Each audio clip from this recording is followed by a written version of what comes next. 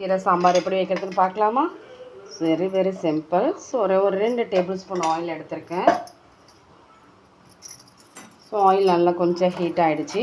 So இந்த ஸ்டேஜில் வெங்காயம், தக்காளி ஸோ 2த்தையும் நல்லா சேர்த்துக்கோங்க. நல்லா கலரி கொடுத்துக்கோங்க.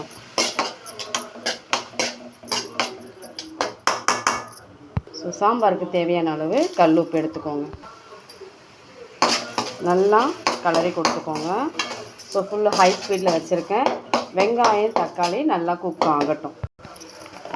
கொஞ்சமாக மஞ்சள் தூள், சாம்பாருக்கு தேவையான அளவு ஒரு 2 டேபிள் ஸ்பூன் மிளகாய் தூள் அண்டு தனியா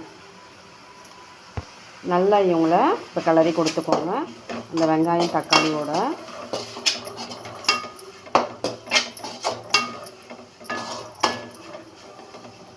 கொஞ்சமாக தண்ணி ஆட் பண்ணிக்கோங்க.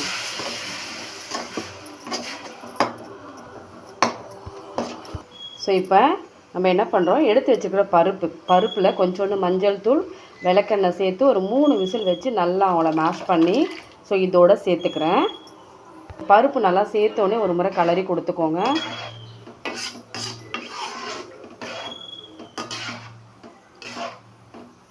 ஸோ அவங்க ஒரு பக்கம் ரெடி ஆகிட்டே இருக்கட்டும். நல்லா கொதி வர ஸ்டேஜில் நம்ம புளி கரைசல் ஆட் பண்ணணும். ஓகேவா? ஸோ புளியை நல்லா கரைச்சிக்கலாம்.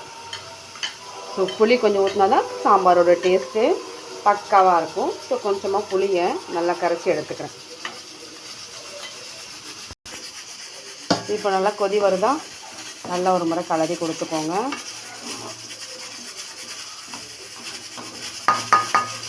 ஸோ கலரி கொடுத்துட்டு இந்த ஸ்டேஜில் நம்ம எடுத்து வச்சுக்கிற முருங்கைக்கீரையை ஆட் பண்ணிக்கோங்க.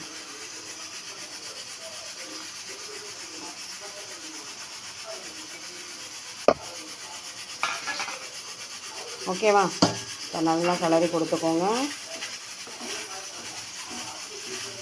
முருங்கைக்கீரை போட்டோடனே சாம்பாரோட டேஸ்ட்டு ரொம்ப சூப்பராக இருக்கும். ஒரு கொதி வந்தோடனே நம்ம புளி கரைசல் ஆட் பண்ணி கடைசி ஃபைனலாக நம்ம தாளிக்க வேண்டியதுதான். ஸோ ஒரு கொதி வரட்டும், அப்புறம் புளி கரைசலை ஆட் பண்ணிக்கலாம். ஸோ நல்லா கொதிக்குதா? ஓகே.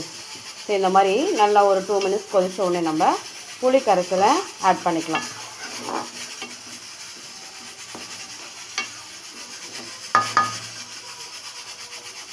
சூப்பரில். ஸோ இந்த ஸ்டேஜில் நம்ம எடுத்துருக்கிற புளி கரைசலை ஆட் பண்ணிக்கோங்க.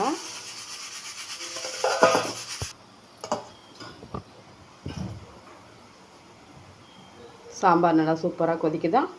ஸோ கரெக்டாக ஒரு 2 மினிட்ஸ் நல்லா கொதிக்கட்டும். பச்சை வாசனை போன உடனே நம்ம இறக்கி தாளிக்க வேண்டியது தான். ஸோ ஃபைனலாக நமக்கு முருங்கீரை சாம்பார் மணக்க ஹெல்த்தியான ஒரு அருமையான ஒரு சாம்பார் ரெடி. ஓகேவா? ஸோ ஒரு 2 மினிட்ஸ் இவங்க கொதிச்சாங்கன்னா டன் டன் டன் டன் டன்.